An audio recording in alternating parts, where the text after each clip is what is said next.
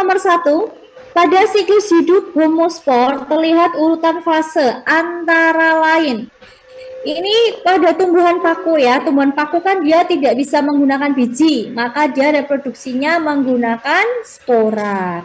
Nah, pada tumbuhan paku dan lumut dia mengalami yang namanya metagenesis. Apa itu? Kalau kalian masih ingat yang namanya metagenesis, sebentar nih cari metagenesis ya, metagenesis.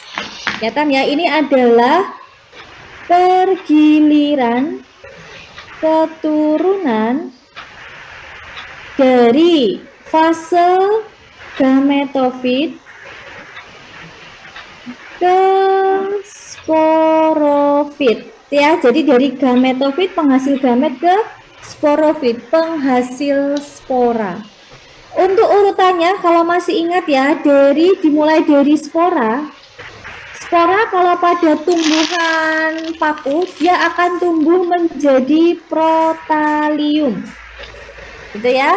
Protalium ini nanti akan menghasilkan yang namanya antheridium dan archegonium. Jadi kalau antheridium itu yang jantan, berarti dia akan menghasilkan sperma ya. Kemudian kalau archegonium dia yang betina, berarti akan menghasilkan ovum. Maka nanti sperma dan ovum ini akan melebur menjadi zigot ya, menjadi zigot. Oke, zigot ini baru nanti akan tumbuh menjadi tumbuhan paku. Kemudian tumbuhan paku ini nanti yang akan menghasilkan spora atau yang dikenal dengan sporodonium. Nah, tahapnya begini Dek nih. Nanti langsung dia balik lagi nih ke sini situ. Dia nanti menghasilkan spora lagi. Nah, yang protalium tadi kan dia menghasilkan ini ya, dia kan menghasilkan gamet. Maka pada fase protalium ini yang disebut dengan gametogenesis. Gametogenesis. Maaf. Gametofit ya. Gametofit. Nah, karena menghasilkan gamet jantan sama betina. Kemudian tumbuhan paku ini yang disebut dengan sporofit karena dia menghasilkan spora. Ini untuk tahapannya.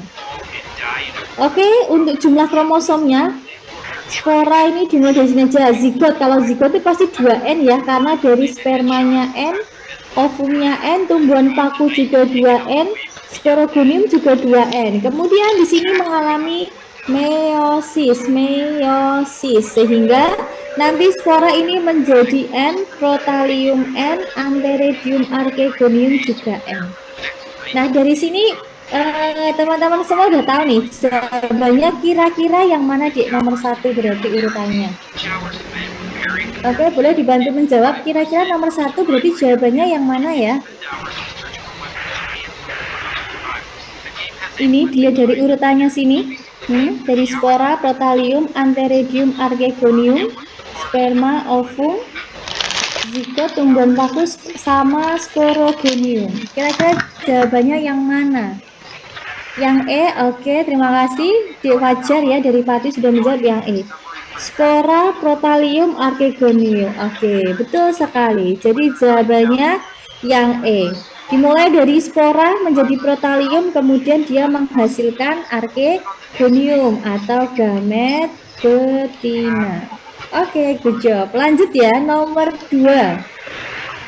Lanjut di nomor 2. Seleksi unsur hara yang diserap akar tumbuhan dilakukan melalui pita Kaspari yang terdapat pada jaringan. Mas ingat nggak, pita Kaspari itu ada di bagian mana? Korteks, perisikel, pembuluh, epidermis atau endodermis. Jadi pita Kaspari itu bagian yang tidak tembus oleh air ya. Jadi bagian akar tapi dia nggak tembus air. Nih kalau gambarnya, bentar aku carikan gambarnya. Pita Kaspari nih, pita Kaspari. Kasih gambarnya. Lihat gambarnya dulu ya. Ini boleh ya. ini. Oke, nanti ada 2 gambar biar tahu nanti perbandingannya ya. Ini sih. Tadi udah belum ya? Yang simpan foto. Nah, lihat simpan fotonya. Oke, ini gambar yang pertama. Kemudian ada gambar satu lagi untuk mempermudah. Ini aja. Ini ilustrasinya ya.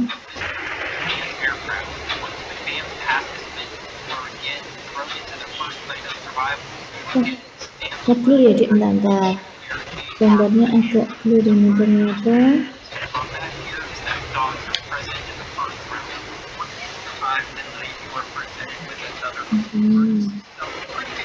Nah, udah nih kelihatan ya.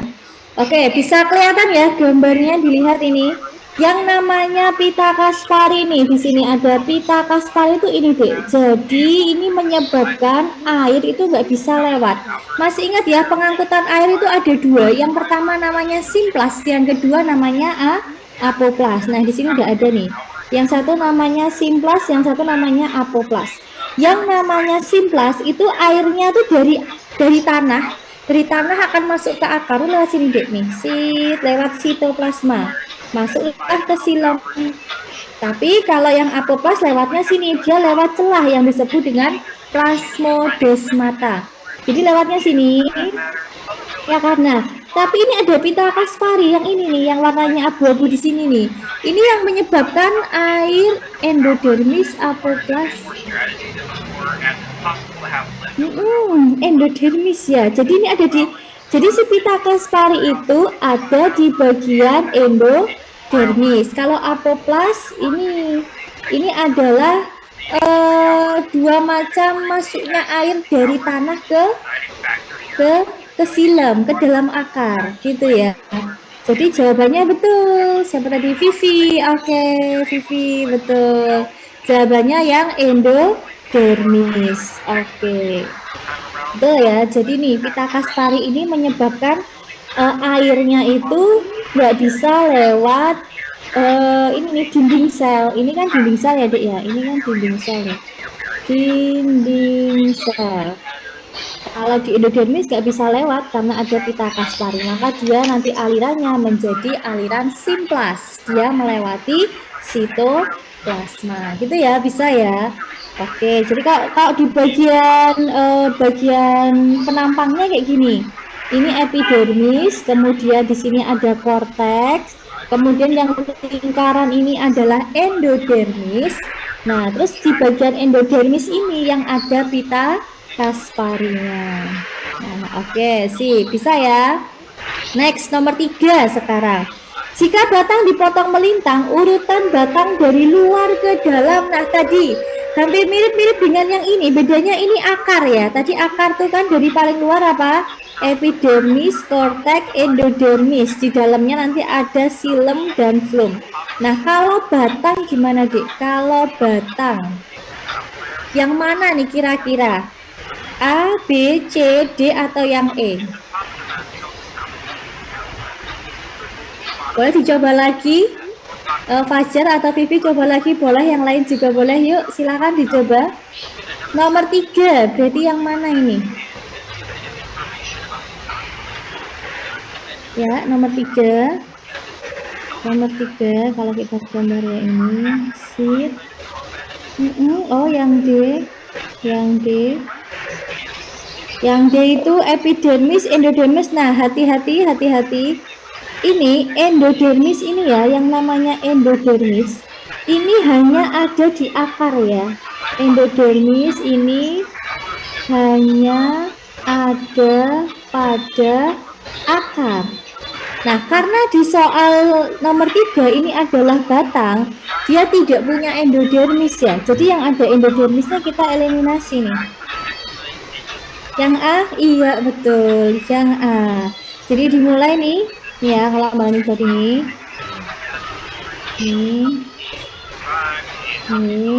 Ini yang paling luar, ini adalah epidermis. Baru bawah epidermis pasti korteks. Kemudian ini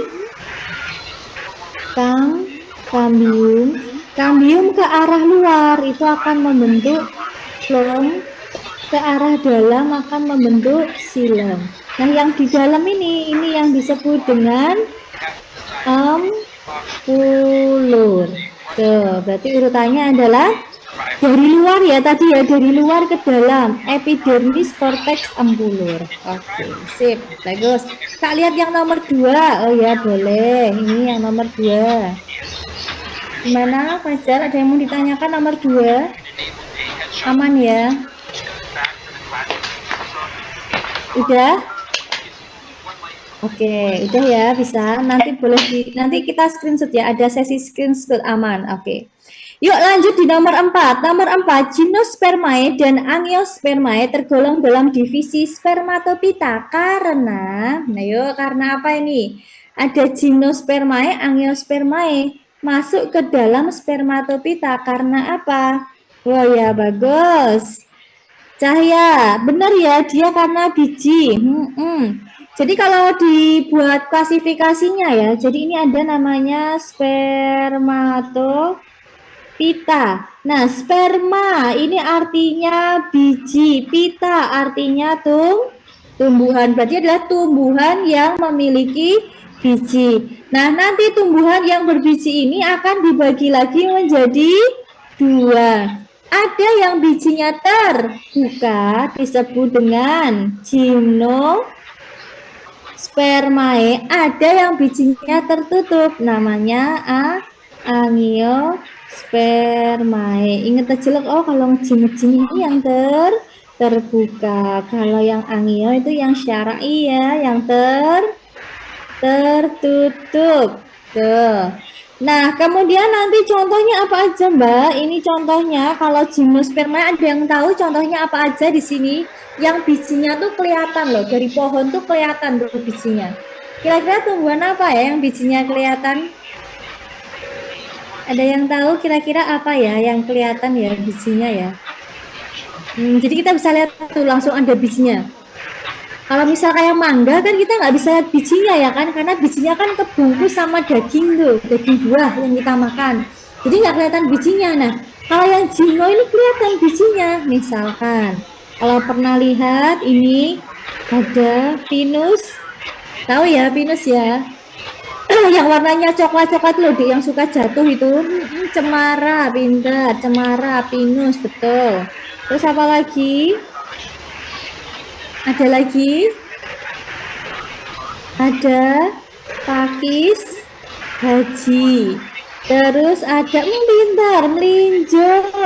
Melinjo genetum genemon ya, melinjo juga, betul. Jadi melinjo itu yang kalian lihat atau yang di sayur itu ya, kan ada yang di sayur ya. Yang di sayur tuh kulit bijinya aja. Yang bijinya bisa buat apa, Dik? Nek lebaran itu bijinya jambu mete enggak. Jambu mete kan nggak kelihatan bijinya. Ya, jambu mete nggak kelihatan bijinya. Jambu mete nanti masuknya tumbuhan dikotil. Dia nanti masuk ke angiospermae ya. Nek melinjo itu nek bijinya ditumbuk itu ya, nanti jadi apa? Asam urat tinggi tuh. Pintar. Air lagi jangan-jangan suka emping ini ya. Betul, ya dia buat jadi emping itu kan dari kulit dari biji melinjo yang ditumbuk itu asam uratnya tinggi ya. Kalau yang udah usia di atas 50 itu nggak boleh banyak-banyak ya. Oke, lanjut untuk yang angiospermae nanti kan masih dibagi jadi 2. Ada yang berbiji berkeping 1 namanya monokotil. Ada yang berkeping 2 namanya dikotil. Nah, tadi kalau yang disebut sama Nashwa tadi jambu mete masuknya sini, Dek. Jambu mete. Tuh, masuk sini. Kalau yang monokotil contohnya apa aja nih? Monokotil contohnya apa aja ya? Monokotil berkeping 1, iya pinter. Kelapa, nanti temennya ada padi, bambu, jagung, bagus. Tuh. Bentar ya, ini jambu mete ini semua buah-buahan kok sebutnya di sini adik ya, masuk semua ini ada mangga tadi. Ya kan? Terus apa lagi kalau yang dikotil? Dikotil, satu lagi. Tadi jaga mudah, satu lagi yang dikotil jambu mete, mangga. Terus tadi kalau salak sini ya, Dek ya, salak ya. Salak itu di sini beda ya, salak. Terus ini apa lagi ya? Apel, jeruk, semua masuk sini ya. Oke, baik. Nomor 4 sudah ya. Ini tentang tumbuhan. Yang penting kalian sudah bisa membedakan bahwa tumbuhan berbiji atau spermatopita itu dibagi dua. Ada berbiji terbuka sama tertutup. Tertutup dibagi dua, berkeping satu dan berkeping dua. Gitu ya. Oke. Next, nomor 5. Yuk di nomor 5. Kalau jambu air Kak, jambu air kan bijinya di dalam ya kan? Yang bijinya nggak kelihatan itu berarti tertutup jambu air sini. Jambu air kan bijinya di dalam. Yang kalian makan kan daging buahnya kan? Ya kan? Nah, semua yang bijinya nggak kelihatan itu, oh maksudnya tumbuhan ini ya, dikotil ya? Iya dikotil. Dikotil itu cirinya nih, Bang tulis ya. Ini cirinya yang pertama berkayu, kemudian apa ya? Batangnya bercabang itu berarti ya gini ya, pohonnya ada cabangnya. Tapi kalau yang ini kan beruas ya, bentuknya yang kayak gini pohonnya. Ya, jadi semua kalau yang bercabang, berkayu itu masuk ke dikotil.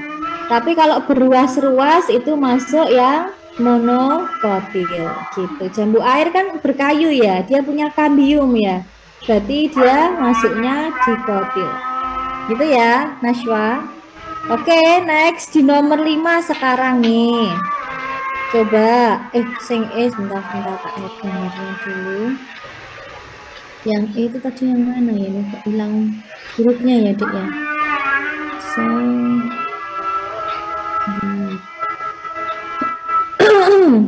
Oh, ini urut ya. Ini urut aja. Ini di tempatmu nih ya, A, B, C, D. Bukan ya, Dek ya?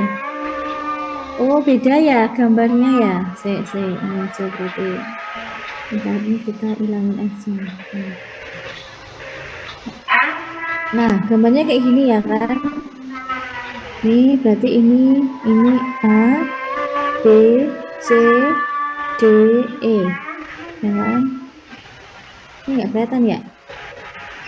F, G, H, I, J, K, L. Ya, sama ya. Yuk, yang A nih, kita kasih nama dulu. Yang A namanya apa ya? Yang A ini adalah ribosom. Nggak kelihatan ya bintik-bintik yang ditunjuk di sini nih sebenarnya.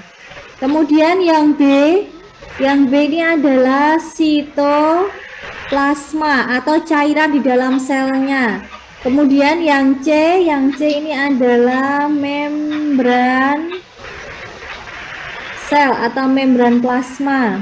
Yang D ini adalah lisosom. Kemudian yang E ini adalah mikrotubulus. Kemudian yang F ini membran inti, jadi membran yang membungkus intinya ya. Nanti yang membedakan antara sel prokariotik dan eukariotik. Yang G ini nukleolus ya, anak intinya ya kan, nukleolus. Ini adalah nukleolus ya kan, nukleolus. Yang H ini adalah retikulum endoplasma. Kemudian yang I itu mana nih ya?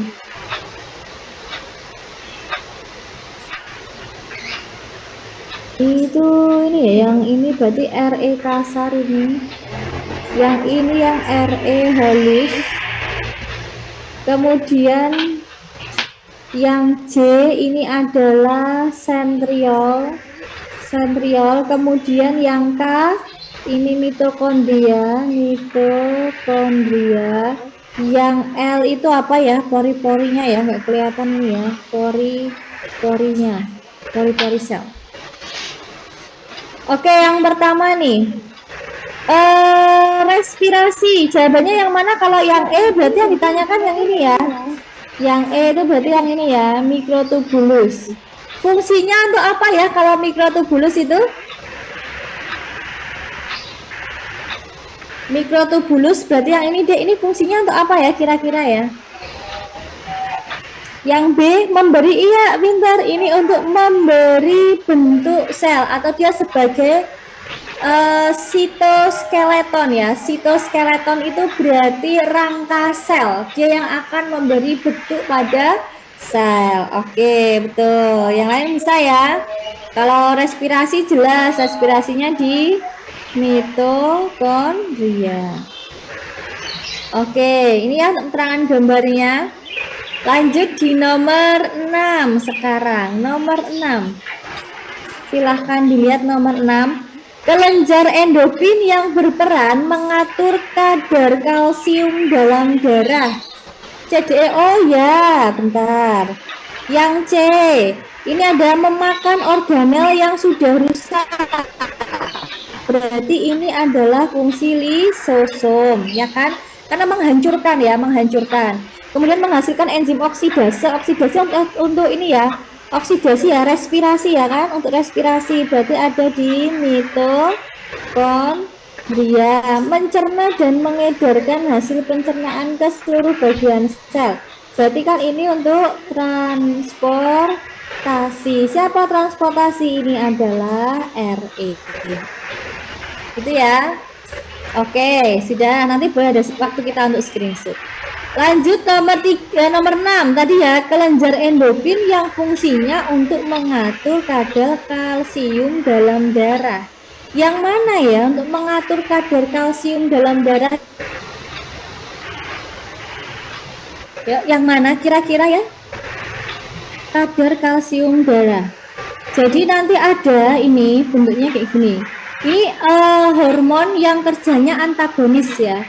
Nih, yang pertama ada kalsium itu dalam darah itu bisa diubah menjadi kalsium dalam tulang dan sebaliknya. Nih, siapa ini hormonnya? Yang mengubah kalsium darah menjadi kalsium tulang ini adalah hormon kalsitonin. Yang mengubah kalsium tulang menjadi kalsium darah adalah paratormon. Nah, berarti jawabannya yang mana? Ada yang sudah tahu jawabannya? Berarti yang mengatur kadar kalsium darah siapa? Siapa ya? Ada kalsitonin itu yang menghasilkan kelenjar apa ya? Ini kan hormonnya ya, Dek ya. Ini hormonnya ya kan? Yang menghasilkan kalsitonin kelenjar apa? Yang menghasilkan paratormon kelenjar apa? Ada yang tahu? Yang menghasilkan ini apa? Ayo, siapa tadi? Cahya mungkin, Sabrina, Renanda, Fajar. Siapa lagi yang atas ya? Tadi ada Najwa ya, Najwa. Yuk boleh coba yang lain juga boleh. Aira juga boleh. Yuk, nomor 6. Kira-kira dihasilkan di mana ya? Kalsitonin sama paratormon. Kalau yang paratormon tuh gampang ya, karena dia mirip sama nama kelenjarnya. Paratormon berarti apa, Dek?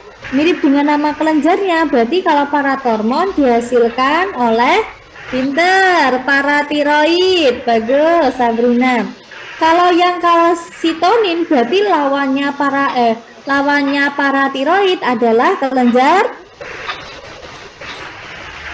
Lawannya paratiroid berarti kelenjar apa ya? Nih, paratiroid udah bener ya, paratiroid. Ada semua, Dek, paratiroid.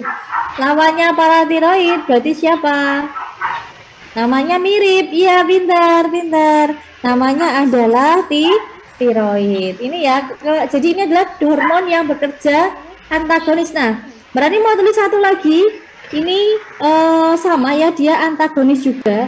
Jadi nanti kalau yang mengubah glukosa nanti menjadi glikogen, lawannya adalah, ada yang tahu kira-kira hormon apa yang mengubah glukosa menjadi glikogen? Ya, ayo jangan sampai kebalik ya, glukagonnya di sini. Glukagon itu mengubah glikogen menjadi glukosa. Kalau glukosa menjadi glikogen, apa ayo? Iya pinter, insulin. Maka kalau ada orang yang kekurangan insulin, berarti ini akan menyebabkan, nah, glukosa ini disebut dengan gula darah nama lainnya. Kalau glikogen ini adalah gula otot. Di mana nyimpennya? Ini disimpan di hati. Tuh, jadi glikogen itu akan disimpan di hati. Maka kalau orang yang kekurangan insulin menyebabkan gula darahnya apa dek? Tinggi, karena glukosanya nggak bisa diubah jadi glikogen. Nanti dia akan keluar bersama urin, maka disebut dengan kencing manis gitu. Nah, kalau yang ini juga ada paratormon. Paratormon ini kan dia mengubah apa? Kalsium tulang menjadi kalsium darah. Kalau kelebihan paratormon, kira-kira menyebabkan penyakit apa? Ini Mbak yang tulis dulu ya. Tadi kalau ini kurang I ini akan menyebabkan diabetes mellitus, ya kan? Nah, kalau paratormonnya kebanyakan itu menyebabkan apa? Jadi nanti akan banyak kalsium di dalam tulang yang akan diubah menjadi kalsium dalam darah. Iya, pinter. Ini akan menyebabkan osteoporosis kan gitu kan, jadi kalsium tulangnya kan berkurang ya kan, maka akan menyebabkan osteoporosis. Bagus, oke, bisa ya, ini tambahan aja, ini sih turunkan aja ya biar nggak umpet-umpetan di sini. Nah ini Mbak, ini turunkan. Nah, oke, gitu ya. Oke, lanjut ya. Ini di nomor 6 sudah, kita lanjut di nomor 7. Aman ya sampai nomor 6? Kita lanjutkan di nomor 7. Senyawa yang berperan dalam pengikatan CO2 pada siklus Kelvin. Kira-kira siapa ya yang berfungsi untuk mengangkut CO2 pada siklus Kelvin? Ada yang ingat? Ini ada asam fosfogliserat, ribulusa bifosfat, adenosin trifosfat, nikotinamid adenin dinukleat fosfat atau fosfoenol piruvat. Yang mana? Kalau kita tulis secara singkat aja nih ya, secara singkat untuk fotosintesis. Ini mereka tulis di sini fotosintesis. Itu kan ada dua tahap ya. Yang pertama disebut dengan reaksi terang. Reaksi terang, kemudian yang kedua namanya reaksi gelap atau yang dikenal dengan siklus Kelvin. Nah, secara singkat aja yang B. Oke, kita simpan yang B. Udah bisa nih sepertinya ya kan Sabrina. Nah, bener ini jawabannya ya.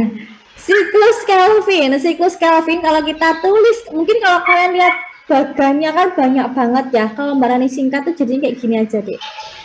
Ini ada CO2, nanti akan diikat itu oleh PGA. PGA apa sih? PGA itu asam fosfogliserat.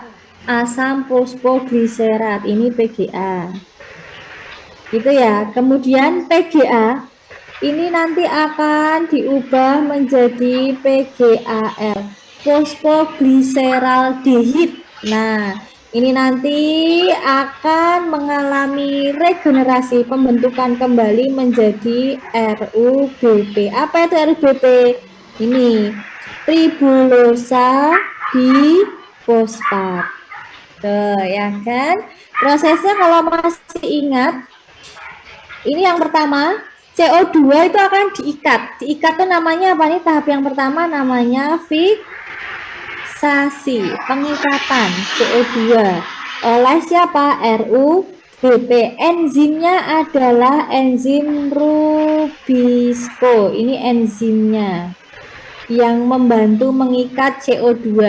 Nah, tahap yang kedua adalah tahap yang disebut dengan apa? Kalau masih ingat, kurang geser loh, apa di ini sini. Namanya reduksi, ya. Reduksi. Reduksi itu di sini ada pengurangan apa? Ini ada ATP, ini akan diubah menjadi ADP. ATP itu ini loh, Dek. Adenosin trifosfat. Ada 3 gugus fosfat disambung dengan ATP. Ya. Kemudian ini ada NADPH2. Ini akan diubah menjadi NADP. Ini nikotinamid adenin dinukleotida fosfat. NADP. Gitu. Kemudian kalau fosforilsulfat itu singkatannya PEP. Tapi dia nggak masuk sini ya. Dia nanti masuk ke yang C4 sama CAM. Itu ya. Tahap yang berikutnya di sini ini nanti ada 2 ya. PGAL itu ada yang digunakan untuk RUBP, ada yang di sini. Tahap yang ketiga ini akan membentuk C6H12O6. Tahapnya disebut dengan sintesis. Tahap yang keempat disebut dengan regenerasi. Tuh. Jadi ada 4 tahap ya, fiksasi, reduksi, sintesis, dan regenerasi. Pembentukan kembali. Ini siklus Kelvin ya. Oke, bagus. Udah bisa ya ini ya. Ini singkatnya aja sih, biar maksudnya nggak pusing-pusing lihat yang di banyak ininya ya, reaksi kimianya. Cukup lihat di sini aja, semoga lebih paham ya. Oke, kita lanjutkan di nomor 8. Nomor 8, perhatikan skema respirasi aerobik di bawah ini. Bentar nih kok nggak ada gambarnya ya, Dik ya. Dari skema di atas secara terjadi manakah siswa yang berlaba 1, 2, 3. Bentar, Dik. Bentar ya. Mas, aduh, nggak ada gambarnya. Bentar ya, Dik ya. Di itu dulu, Mas. Bentar ya, tunggu sebentar ya. Minum-minum dulu boleh atau mau kamar mandi dulu boleh? Ya, sebentar. Ini mau ini nggak kelihatan gambarnya soalnya di itu dulu. Bentar, dilihatin gambarnya dulu. Masih ditutup dulu nih.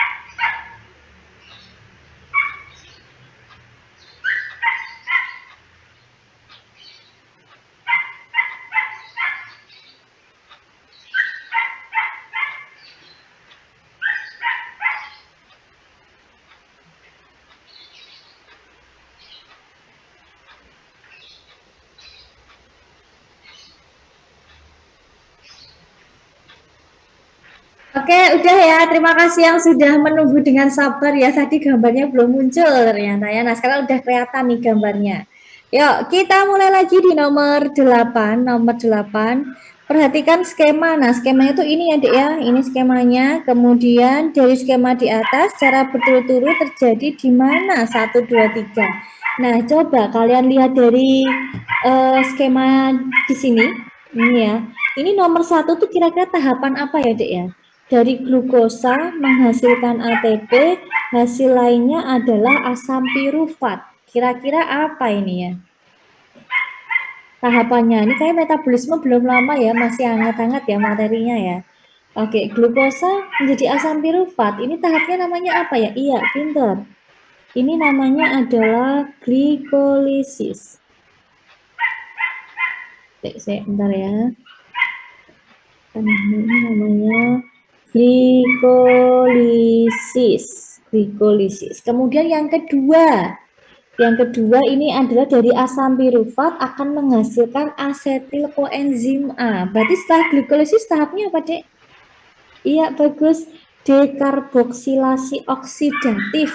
Nah, ini paling gampang ya, bentuknya siklus Munder ini yang disebut dengan ya kan udah siklus bulat gitu namanya. Iya, bagus sekali, siklus Krebs. Oke, sekarang tempat terjadinya berarti bisa ya, ini kan respirasi seluler. Respirasi itu terjadi di organel apa ini? Coba berarti jawabannya yang mana nih? Jawabannya berarti yang mana? A, B, C, D, atau E? Yang mana? Glikolisis di mana? Ayo, glikolisis. DO-nya di mana? DO, dekarboksilasi, siklus Krebs-nya di mana? Yang mana? C? Iya, bagus. Good job. Yang C ya. Jadi kalau yang glikolisis dia di sitoplasma. Lainnya semua respirasinya terjadi di mitokondria. Oke. Nah, ini untuk sel yang eukariotik. Nah, kalau kemarin tuh ada soal respirasi pada E. coli. Di mana? Kalau E. coli di mana?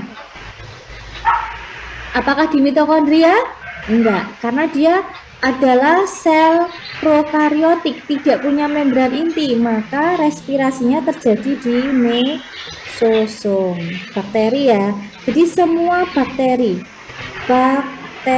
masuk kingdom Monera itu semua respirasinya ada di mesosom. Tambahan aja ya, siapa tahu besok kalau yang keluar adalah sel prokariotik ya.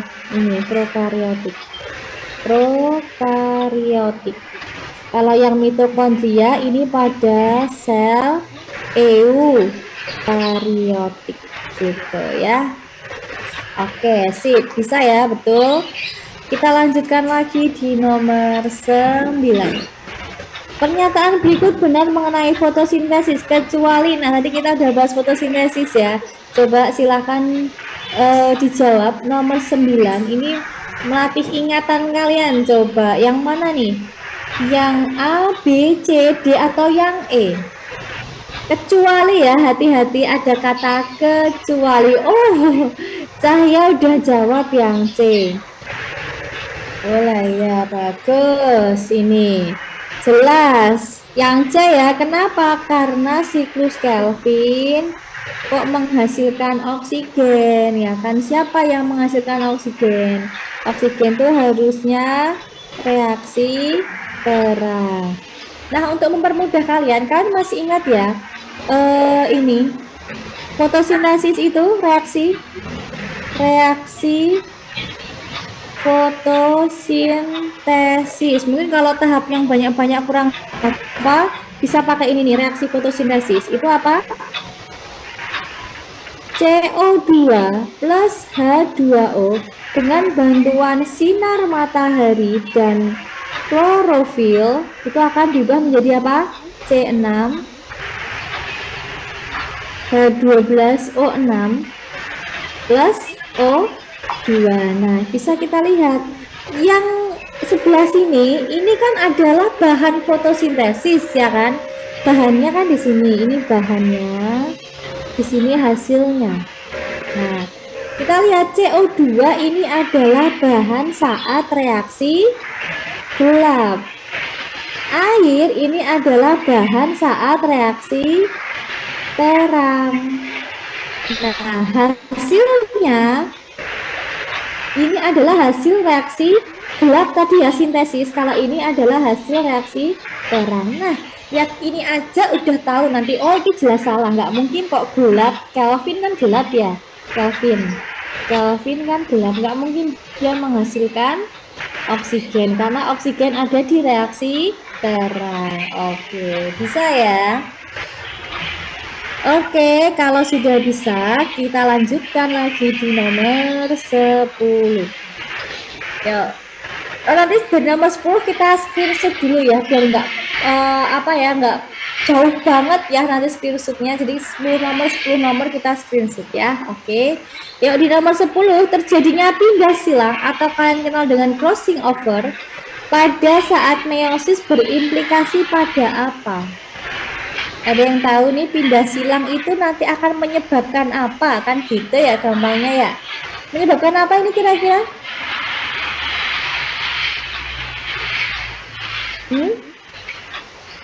Pindah silang B bukan ya? Iya, bagus sekali Sabrina. Ini menyebabkan munculnya variasi genetik. Oke, good job ya, bisa. Nah, kalau kalian ingat lagi, pindah silang itu terjadi saat apa ya? Meiosis kan tadi kan meiosis kan ada dua ya, ada meiosis 1 sama ada meiosis 2 kan? Atau ini pindah bawah aja nih. Ini kan ada dua ya, ada meiosis 1 sama meiosis 2. Nih, meiosis 1, meiosis 2. Kalau meiosis 1 itu nanti tahapnya kan sama ya. Ini nanti ada profase 1, kemudian habis profase apa? Metafase 1, anafase 1, dan terakhir telofase 1 kan gitu. Nah, pindah silang itu terjadi saat apa? Profase, meta, ana, atau telo? Kalau misalkan besok soalnya dibalik, terjadi saat, nah bisa kan? Terjadi saat apa? Kalau profase ini kan panjang ya, kalau kita singkat tahapnya menjadi gini.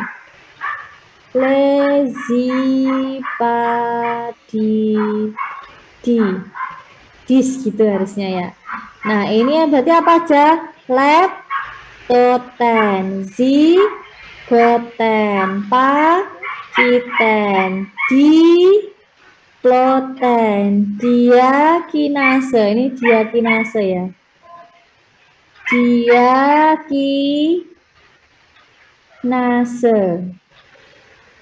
Tuh. Nah, leptoten itu yang terjadi apa nih leptoten? Singkatnya aja, leptoten itu berarti perubahan dari kromatin, tin itu benang-benang, akan berubah menjadi kromatid. Jadi atau dia memadat gitu ya. Ini jadi tadinya yang kayak gini loh, Dek. Misalnya kromatid itu gini. Nah, ini benang-benang kayak gini, ini tin, benang. Nanti akan memadat, mengalami kondensasi yang gini.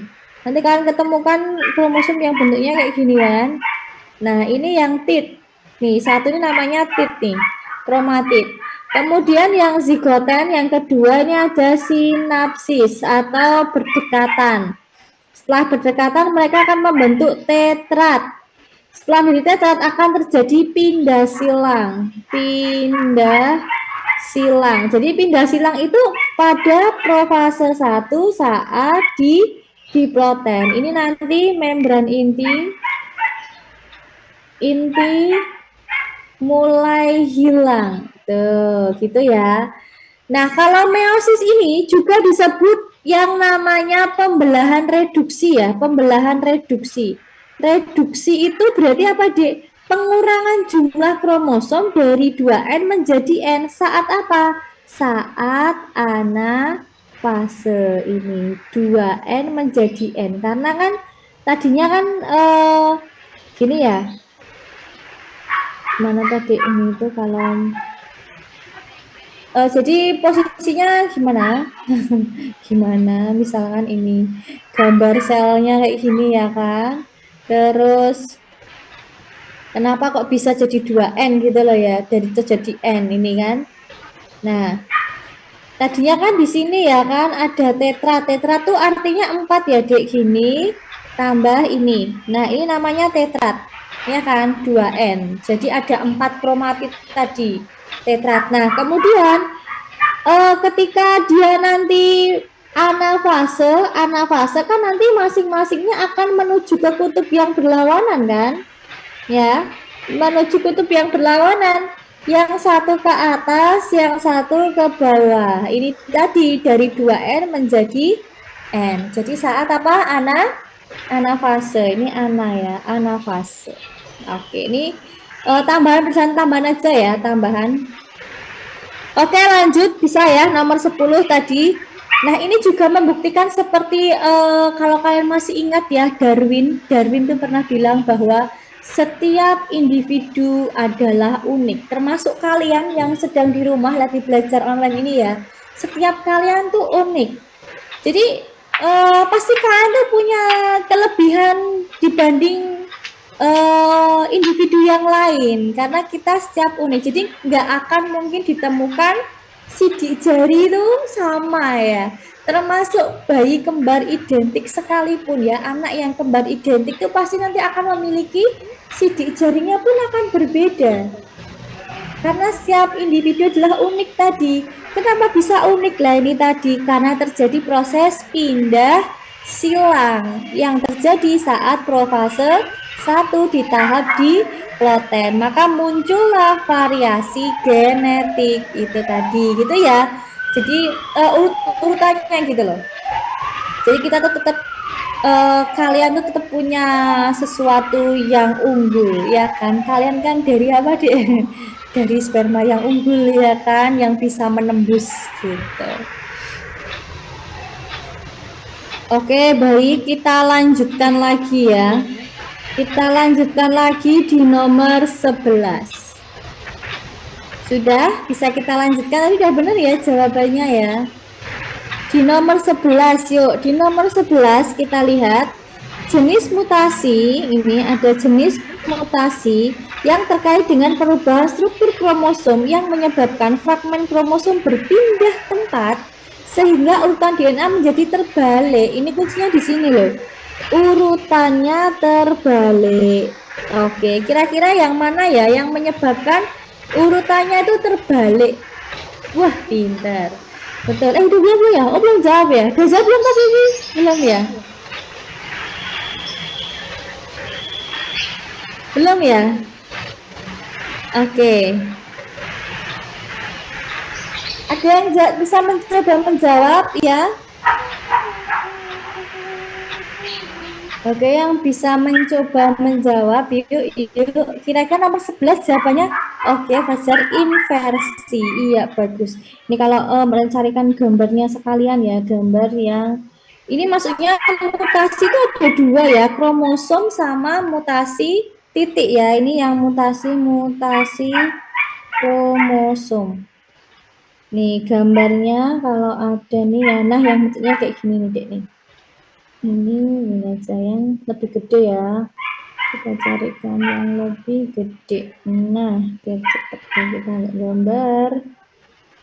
Oke, nih ini yang namanya mutasi kromosom. Beda lagi kalau mutasi gen, nanti yang berpindah adalah basa nitrogennya ya, basa nitrogen. Oke, ini yang namanya mutasi kromosom. Mutasi kromosom. Nah, bisa dilihat di sini mutasi kromosom itu ada beberapa jenis ya. Yang pertama namanya delesi. Delesi itu delete. Oh, berarti ada yang hilang. Jadi awalnya nih ada bagian yang hilang nih ya. Ini D-nya hilang, maka sini udah nggak ada D-nya lagi. ya kan? Kemudian kalau duplikasi, duplikat apa duplikat. Tadi yang bisa yang basa nitrogen. Yang basa nitrogen kalau ditulis kan gini deh. Oh, tadi kan kita mau screenshot ya, tahu lupa. Bentar. Jadi mutasi itu dibagi jadi dua. Ada mutasi gen, ada mutasi kromosom. Nah, kalau gen ini nanti yang berpindah atau yang berubah, berkurang, bertambah adalah basa nitrogen. Masih ingat ya, basa nitrogen itu kan ada dua ya.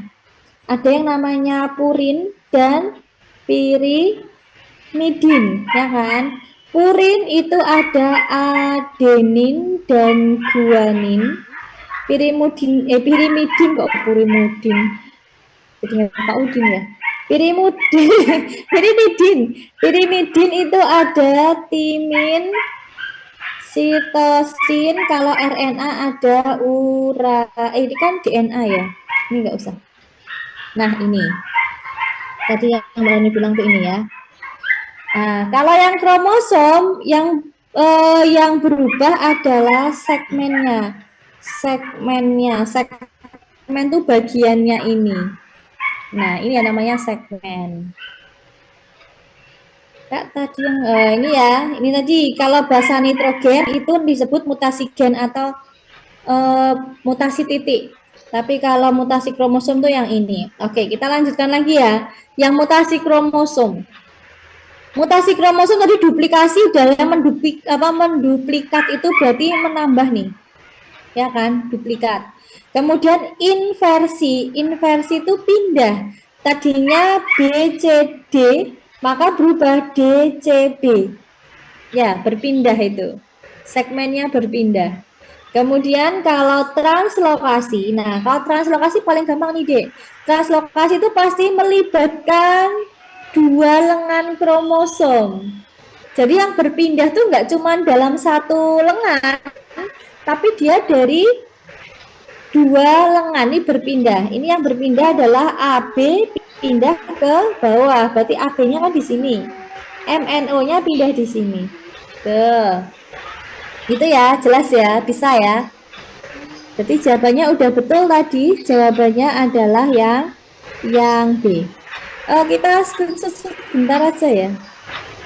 Apa skala sampai 15 ya, nanggung. 15 kalian aja deh boleh. 15 kalian nanti kita screenshot ya. Yuk di nomor 12 sekarang. Ya, yang mutasi aman ya Sabrina, gimana? Ada yang mau tanyakan lagi? Enggak? Oke. Kalau enggak, Mbak Rani lanjutkan aja ya, aman. Oke, baik. Yuk, kita lanjut lagi. Nomor 12, sel-sel kambium pembuluh batang dikotil yang membelah dan berdiferensiasi menuju ke arah bagian luar batang berfungsi membentuk apa tadi? Kalau masih ingat, dia membentuk ke arah luar. Tadi jadi apa ya? Tadi kan Mbak Rani udah gambar deh di sini tadi ya. Mana tadi? Coba kalau kita ngajuk tadi ya.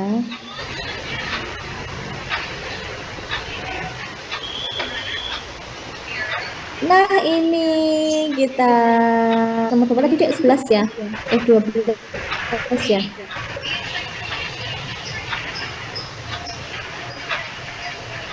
Oke, udah tahu kalau ini langsung jawabannya ketemu ya. Jawabannya yang mana? Ke arah luar. Nih kuncinya. Yang mana ini ke arah luar?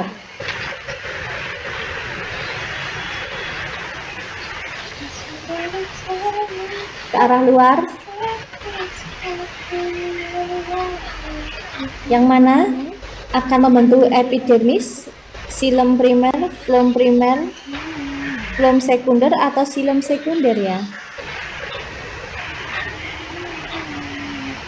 Kambium nih, kambium ya. Kambium ya Dek ini, aduh. Kambium. Dikotil, jelas dikotil ya kan, kambium yang punya kambium cuma dikotil ya. Yang mana ini kira-kira?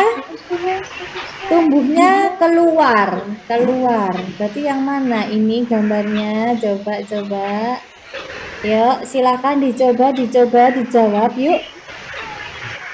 Sabrina boleh coba jawab lagi atau Fajar, ayo. Vivi juga boleh. Aira, Cahya, yuk dipanggil satu nih nanti ya 27 siswa. Yuk, mana Dek? Langsung ketik jawabanmu. Yang mana ini? Flomnya yang mana? Ada dua nih flomnya, yang primer apa sekunder? Kan ada dua ya kan? Mana Fajar? Yang primer apa sekunder?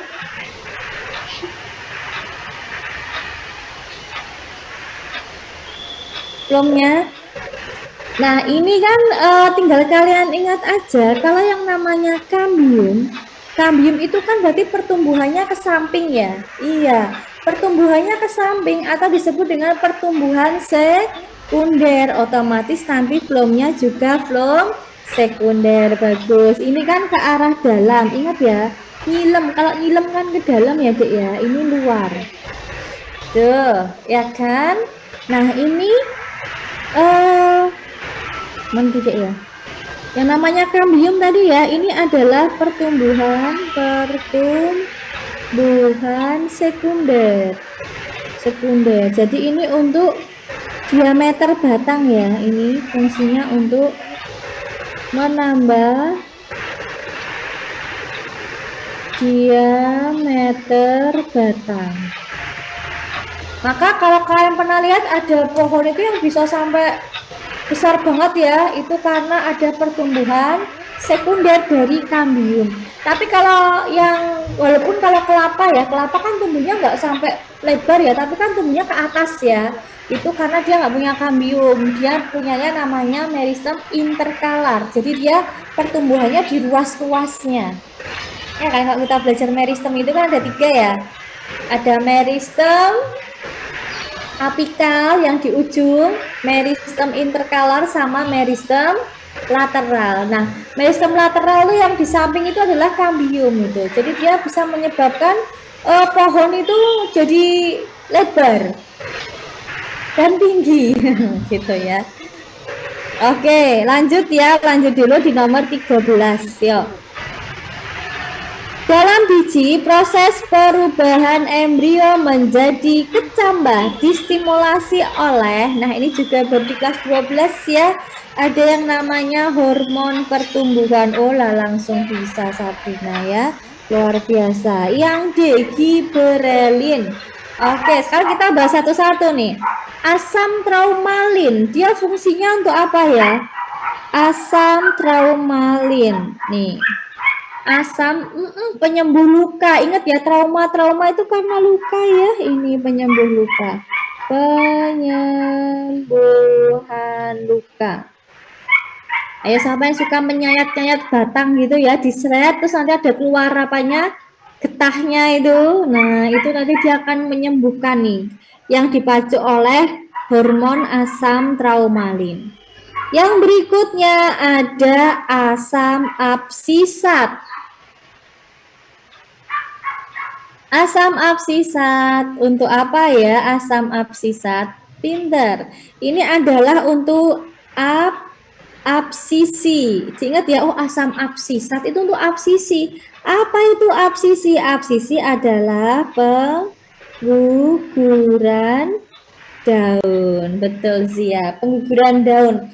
Selain itu, dia juga bisa untuk membantu tumbuhan ketika mendapat cekaman lingkungan. Misalkan cekaman lingkungan itu misalkan panas banget ya, terlalu panas dia akan menutup stomata. Ini juga untuk penutupan stomata.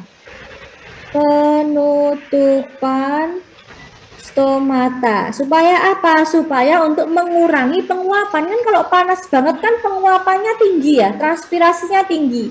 Maka si asam absisat itu dia akan menutup stomatanya.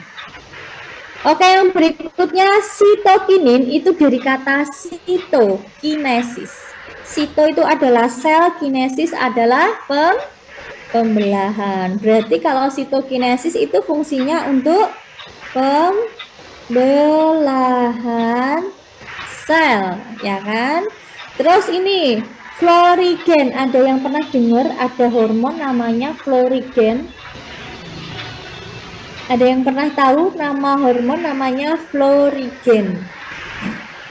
Kira-kira fungsinya untuk apa ya kalau florigen itu? Ada yang tahu? Florigen kira-kira fungsinya untuk apa ya? Florigen, yuk ada yang bisa? Florigen itu sebenarnya dari kata flower. Sapi tadi flower itu apa dek? Flower dek. Flower. Kalian udah pernah dapat flower belum? Bukan follower loh ya. Bukan follower tapi flower. Apa flower? Ini untuk bungaan. Iya, jadi dia merangsang untuk tumbuhan itu berbunga gitu. Dia adalah florigen. Oke, ini ya. Berarti masih ada beberapa hormon lagi ya kan? Boleh kita tulis ya biar lengkap ya toh. Ada yang namanya auksin. Auksin. Nah, ini penting banget ya. Ini fungsinya untuk pemanjangan sel, ya kan? Kalau dia tanaman kecambah di tempat yang gelap itu akan mengalami apa? Etiolasi, pemanjangan itu karena auksin. Tapi tempat yang terang dia tidak mengalami karena auksin ini dihambat oleh cahaya. Jadi dia nggak bisa memanjang seperti di tempat yang gelap. Jadi pertumbuhannya terbatas. Kemudian kalau kalian lihat ada batang yang membengkok gini ya kan, membengkok itu kenapa bisa membengkok? Karena ini kan kena cahaya. Yang sini enggak kan, yang punggung tangan kan nggak kena cahaya. Maka yang tidak kena cahaya ini selnya memanjang. Yang ini nggak memanjang, maka dia membengkok. Ya kan, ini memanjang, membengkok. Yang ini enggak. Jadi akan batang membengkok itu karena auksin, gitu ya. Terus ada lagi gas etilen. Yang belum disebutkan ya, gas etilen. Gas etilen ini fungsinya untuk pemasakan buah. Kemudian yang terakhir ada kalin. Kalin tuh nanti ada rizokalin untuk pertumbuhan akar. Kemudian kaulo itu untuk batang. Terus filo daun. Anto sama dengan florigen ya. Anto ini untuk bunga. Depannya tinggal tambahin kalin ya. Rizokalin, kaulo kalin, filo kalin, anto kalin gitu ya. Ini anto. Oke, sudah ya 13. Kita lanjut di nomor 14. 14. Sebelum terbentuk ovum secara bertahap terjadi pembentukan apa? SSK. Oh ya, oke. Nanti habis nomor 15 kita SS ya. Habis nomor 15 ini sekalian kita nanggung ya, Dek ya. Nanti kita SS, oke? Yuk, 2 nomor lagi nanti kita SS. Kira-kira tahapannya apa ini? Pokoknya ingat ya, urutannya itu adalah gonium sitit. Nah, gonium sitit. Jangan sampai kebalik ini ya. Oke, berarti yang pertama kalau dia ovum prosesnya disebut oogenesis. Langsung aja gambarnya bagus ya di sini. Oogenesis. Oke, oogenesis. Nah, ini aja.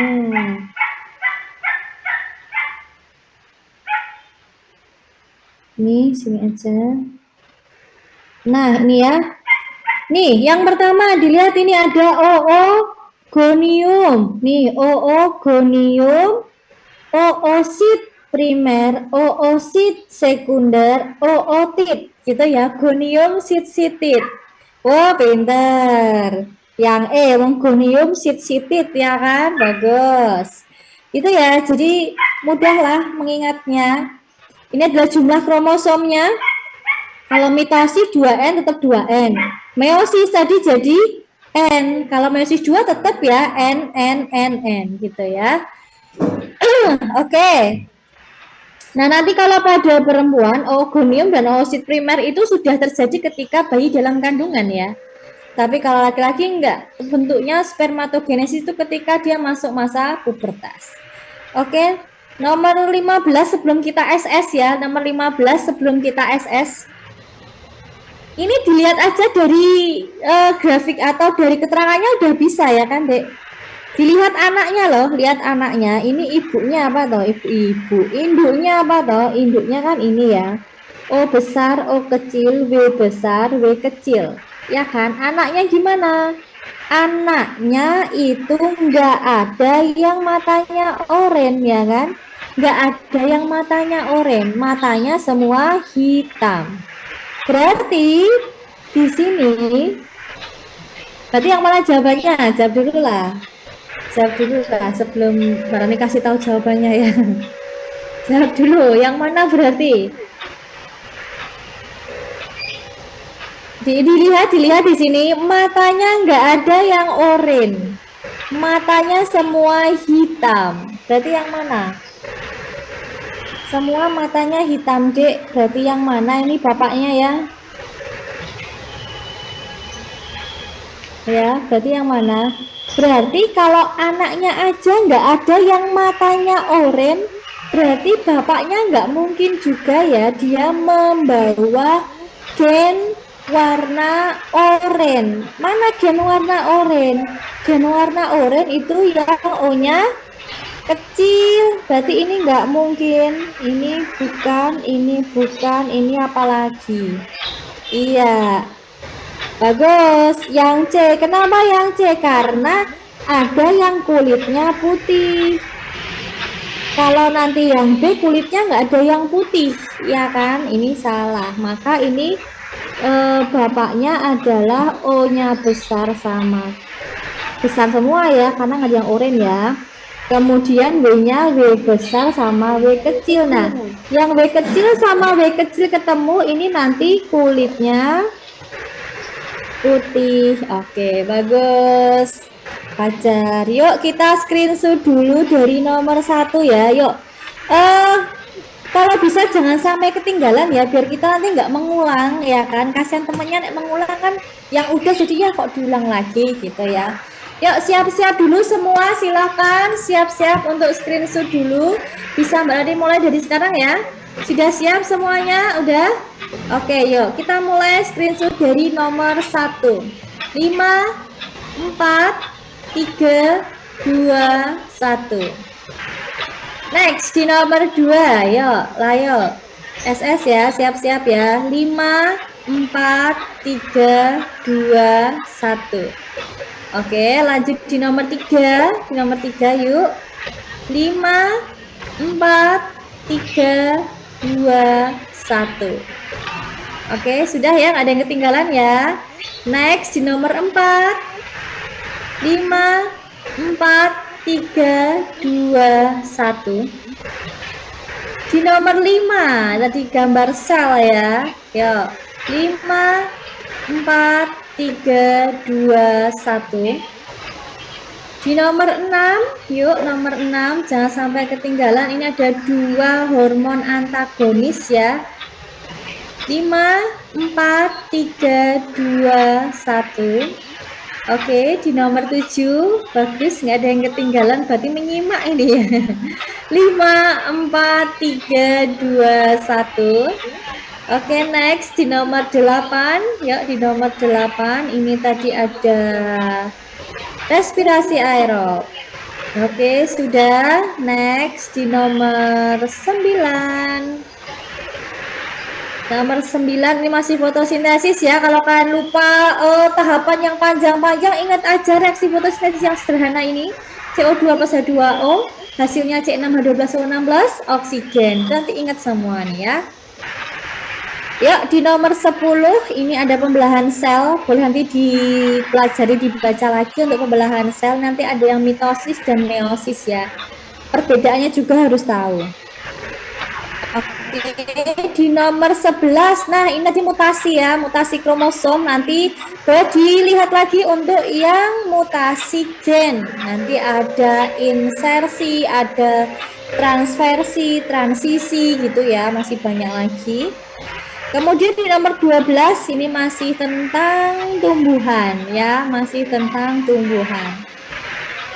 Oke, nomor 13 ini hormon tumbuhan ya, beberapa udah kita tulis. Sebenarnya fungsinya setiap hormon tuh banyak ya, nggak cuma ini, ada beberapa. Nanti boleh kalian baca-baca lagi untuk fungsi yang lain ya, seperti yang auksin itu nggak hanya pemanjangan sel aja. Itu di nomor 14 ada oogenesis. Oh iya, oogenesis itu terjadi di mana ya? Penting ini, jangan sampai lupa ya. Oogenesis terjadinya di mana, Dik? Ada yang masih ingat oogenesis terjadinya di mana? Oh, pinter. Ovarium. Iya. Berarti nanti kalian kalau ini sepaket ya, pelajari juga tentang siklus menstruasinya juga ya. Oke, bagus, Fajar. Oke, nomor terakhir di nomor 15 ya, karena ternyata kita nggak bisa bahas sampai akhir ya. Nggak apa-apa, sampai nomor 15 dulu, silahkan. Ini untuk yang apa dik namanya nih? Pembelahan sel. Kok pembelahan sel sih? Apa sih? Persilangan hereditas. Oke, baik. Terima kasih. Sama-sama Sabrina, Vineka, Alika. Terima kasih yang udah bergabung. Mbak Rani doakan semoga hari ini bermanfaat ya. Sukses selalu buat kalian. Semoga tanggal 13 Juni